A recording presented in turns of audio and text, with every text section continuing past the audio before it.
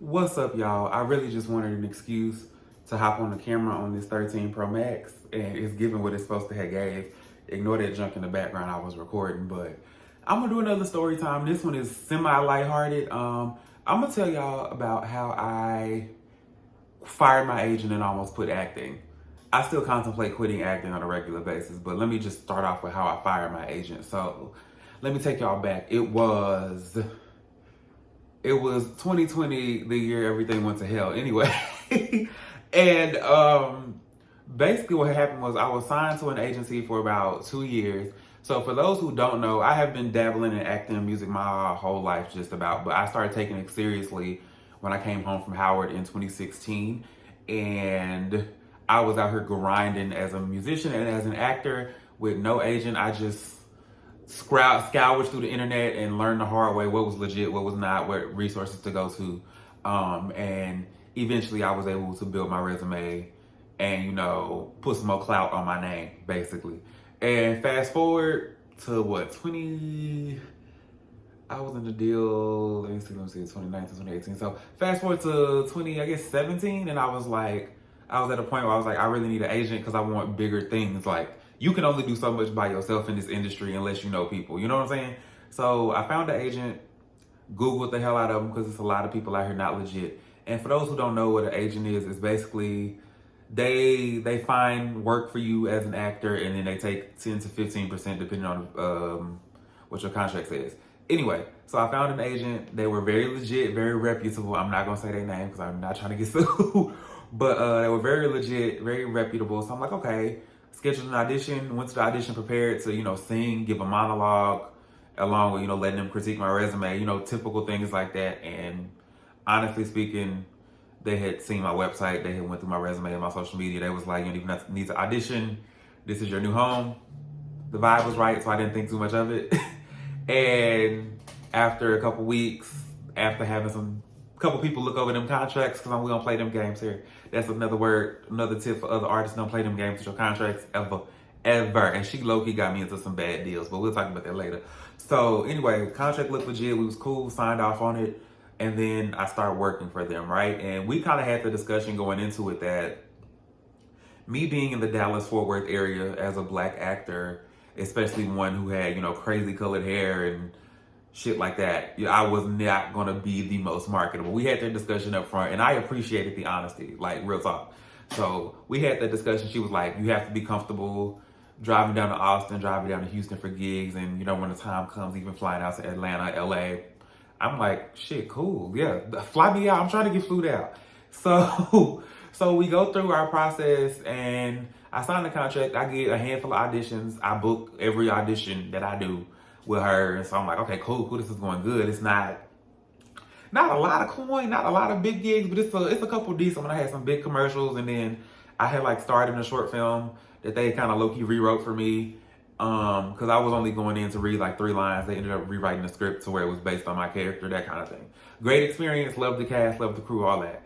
So okay, cool, first year goes great. And at this point in my life, I was really thinking in my head it was time to move to LA and go get that LA coin, go get the palm tree coin. So my agent allegedly had an office in Los Angeles. Now, I didn't even know the address to the office in LA. And I was telling her, I was like, I had planned 2 trips to LA that got canceled.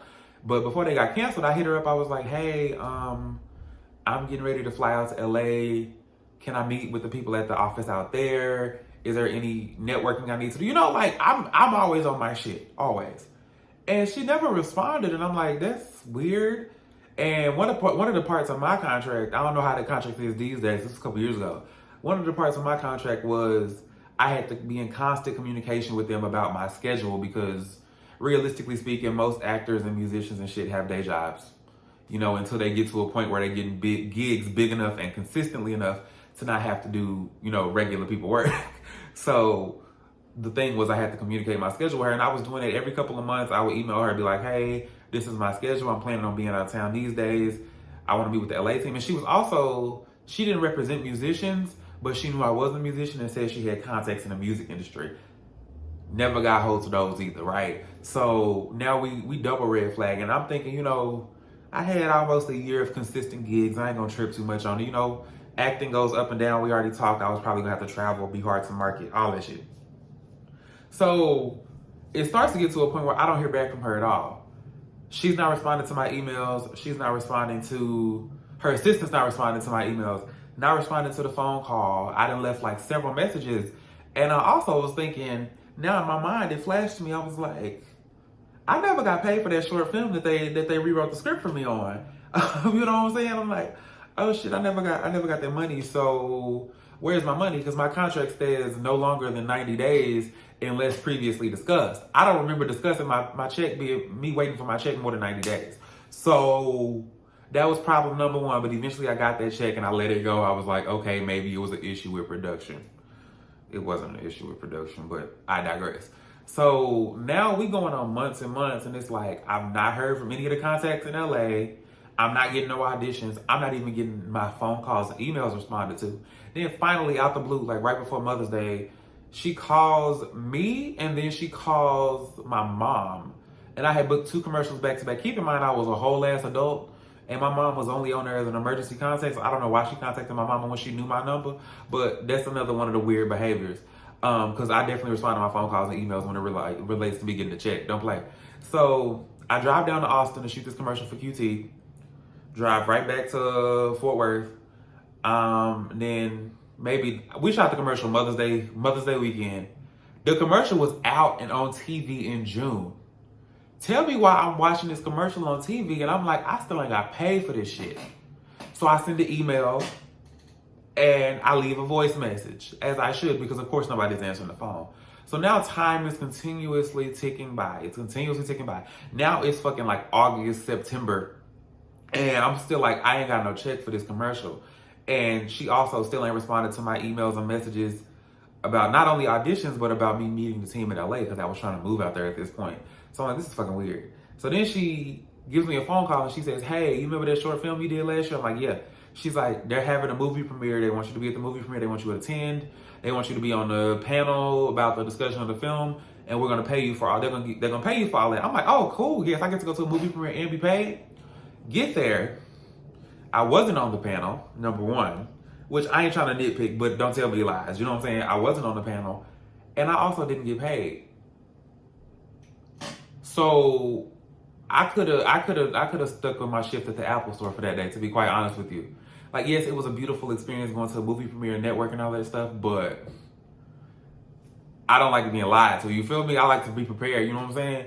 And so after that, I was really, really fed up. So I had sent a strongly worded email that basically threatened legal action if I didn't get my money. So from the commercial, I had let the shit go with the movie premiere, but I didn't get my money for the commercial.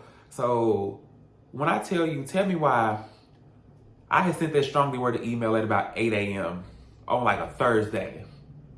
She called me during her lunch break or my lunch break or whatever and was apologizing and saying, oh, it was a miscommunication about the movie premiere and I have your check for the QT commercial. And I'm like, okay. She's like, I just appreciate your patience. I'm like, my patience is wearing thin at this point. I'm gonna be a white woman and I'm gonna like bring lawyers in here because you have like violated the contract on top of having piss poor communication for the past 6 months. So tell me why I got a Zelle by 3 p.m. that day.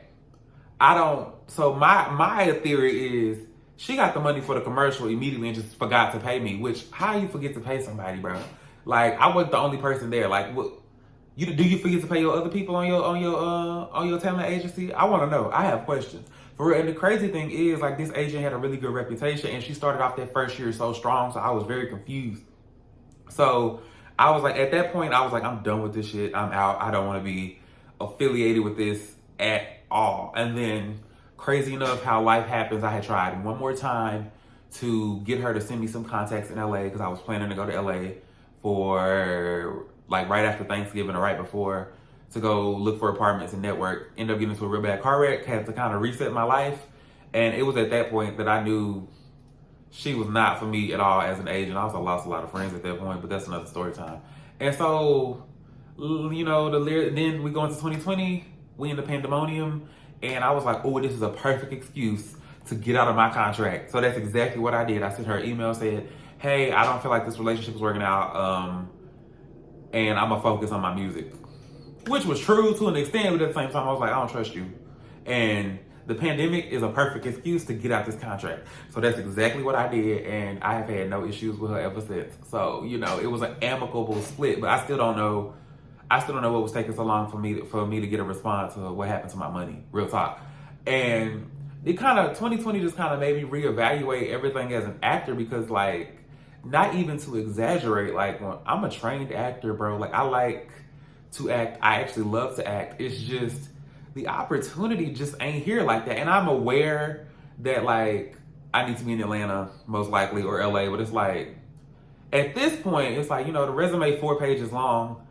I'm not doing background no more. I just think it's not a good use of my time. There's no shade. And we all gotta start somewhere, but I feel like I done put in the work for that.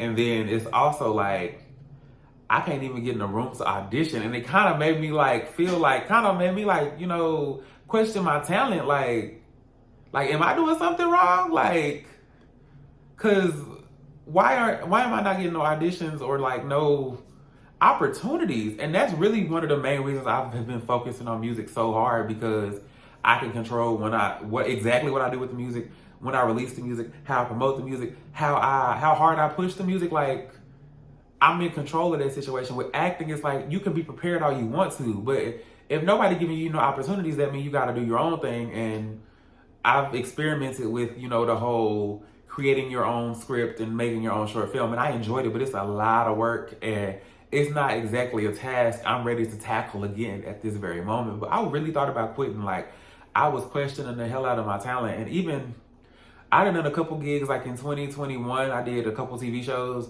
as background, and I was just like, this is not a good use of my time. I want to go audition for somebody. And the crazy thing is, like, my first love is theater. I started off in musical theater. Theater ain't really respected down here like that, to be very honest with you. And this is no shade to anybody.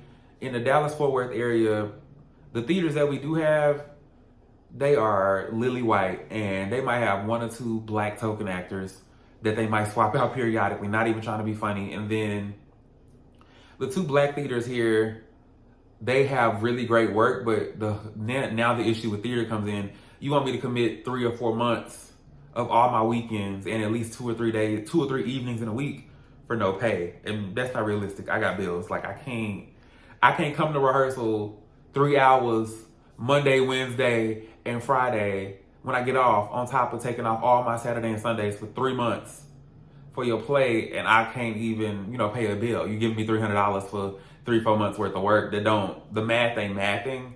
And if I didn't have bills and I was looking for the experience and I didn't have it, I would do it. But the thing is, like, I have the experience and that I don't want to do that shit no more.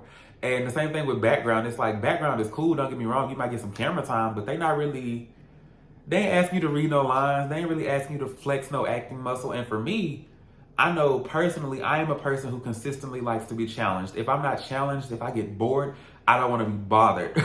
And that's where I've been at with acting off and on for so long, because it's like, ain't nothing challenging me, ain't nothing intriguing me, so I don't want to jump and do anything. And then it's also like the genuine lack of opportunity, even if it is a really good project down here, like a short film or like an independent movie or independent TV show. Either they're not paying enough or not paying at all. And I am at a place right now where, unless you compensate me in a way that my music and my job is compensating me, and or paying for travel expenses, I'm not coming. I'm not taking off of work. I'm not coming. I'm not pausing studio sessions. I'm not doing any of that, because like, these bills don't give a damn how they get paid. They just want to get paid. And I have been in the hole before, and I'm not trying to be in a financial hole again. So that's kind of where I'm at with the whole acting thing. I'm hoping and praying that like some opportunities come my way, because I still constantly submit for stuff, but it's just like, I need that door to open, because like, I'm ready to close it entirely and just be a musician only, you know, and I'll get my Oscar via a soundtrack song at this point, because it's just like, damn, y'all ain't really checking for your boy. Like, is it me? Am I the problem? Am I the villain? I know I'm the villain, but I can't be the problem and the villain at the same time. It don't make sense. But yeah, that's my little story time.